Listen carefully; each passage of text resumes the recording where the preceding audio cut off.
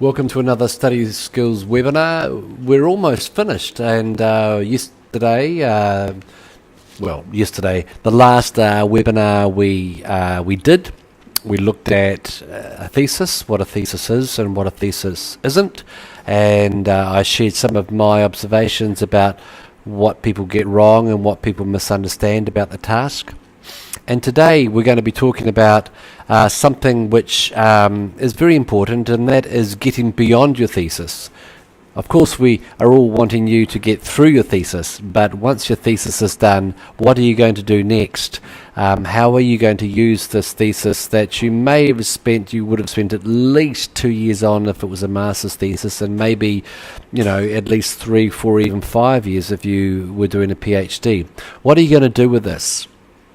Are you going to wait for someone to find it in the back of a library somewhere, or do you want to get it out there? You've probably got ideas out there already in the form of maybe book review articles or conference papers, but one of the ways, and it depends again on your discipline, on your academic discipline, one of the ways that you can get your thesis profiled is to write a book or a monograph based on it, and I'm going to be talking about some of the issues involved in this webinar.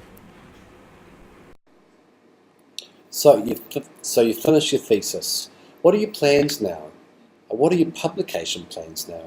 It's possible that you have already published parts of your thesis before the thesis itself was finished. Perhaps you have you've really got into the literature and you've enjoyed doing book reviews for journals, and maybe you've even done a review essay. Maybe you've done a number of conference papers while you're getting your data analysed and collected and getting your argument organised. And maybe these conference papers have already been turned into some articles. And if that's the case, then that is the best possible.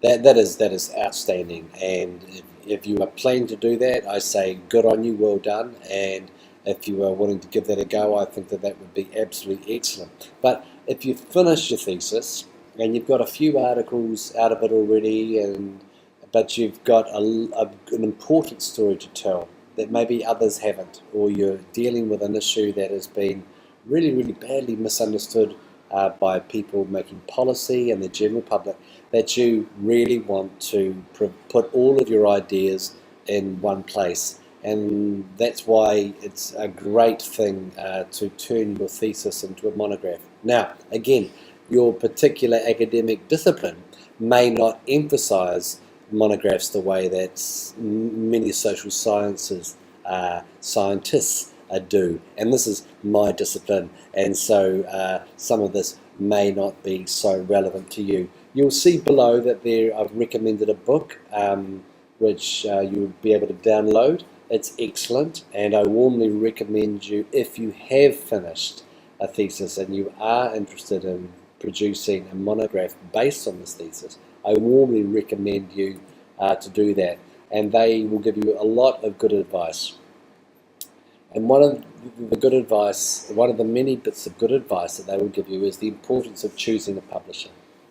Again, it's like journals. You don't necessarily want to go to right at the bottom, but maybe you don't. It's unwise for you to aim to start right at the top. Of course, there are good reasons for doing both of those things, because local publishers sometimes they're not very prestigious, but they're very affordable, and they've got great distribution.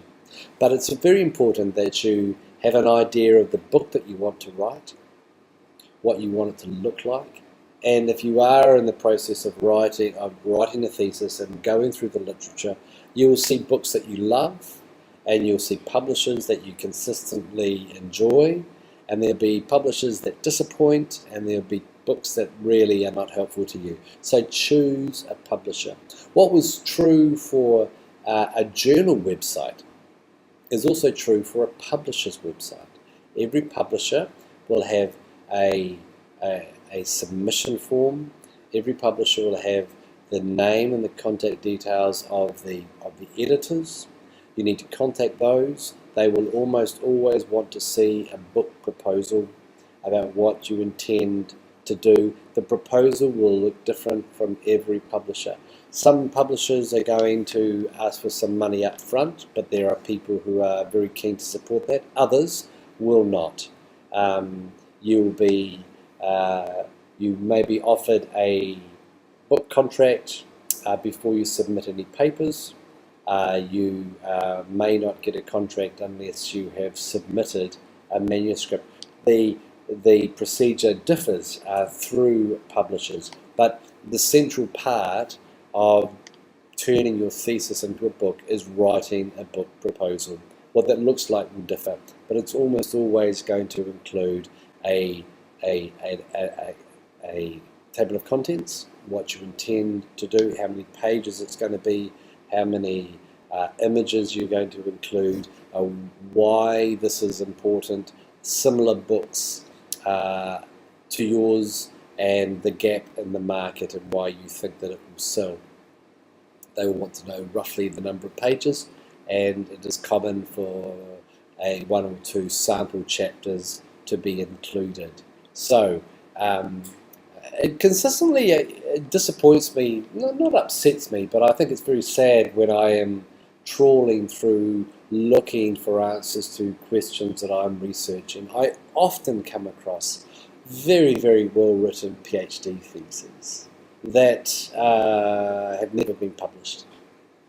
And this is unfortunate for me, from my perspective. I want to show you a little about what I did. I mean, I'm sharing these thoughts, having done this already. So on one side of the screen, and I don't know whether it's your left or my left, on one side of the screen is my PhD thesis, and you'll see, I'm just going to take you down to the table of not the table of comments, the table of contents, and I'm going to compare my monograph, which was based on my thesis. I finished my thesis in 2009, and I published my monograph in 2011, so I basically did it straight away. So here we have an introduction. We have the table of contents to the thesis on one side, and the table of contents to my monograph on the other. And you'll see that there are things that are similar, but there are things that are different. What I did, for example, is I had an introduction, and I just had an historical background, and I developed this in some areas and cut it down in another. The most common difference between a thesis and a book is that we don't have lots of theoretical discussion. We don't have lots of discussion of theory and a formal literature review. We don't have research methodology. We have to include this in a thesis, but this will be absent in a monograph. What will happen is I have 5 pages where I talk about fieldwork, where I have 15 to 20 when I talk about my research methodology. I have a section called Other Views, Other Opinions about my research question. Here I have 20 odd pages of a literature review. You'll see here that there's one chapter which is relatively the same, and it's Muslim making rhetoric, but that instead of having individual chapters, what I did is I combined chapters together. So the areas that I dealt with in these 2 chapters in my thesis were dealt with in one chapter here, so that there is a flow, there is a story. I state my objectives in the introduction. I provide background about the past in South Thailand, as well as the present in South Thailand, the language aspects as well as the ritual aspects. So what publishers do not want is they want a book proposal that is a thesis. No one, almost no one, is going to publish your PhD thesis. Because why? Because anyone can get this free online. They can walk in and they can get this free online without publication. A book is not a thesis because a book is telling a story. A book is telling the story, and it's making an argument.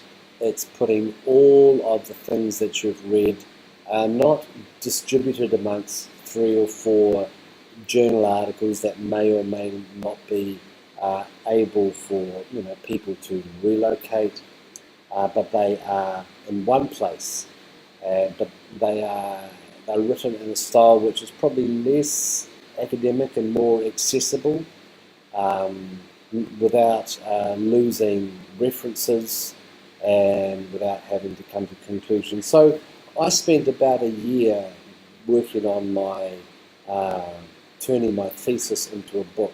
Some people do it faster than that, but if you are considering doing this, having started your course, I warmly recommend it to you.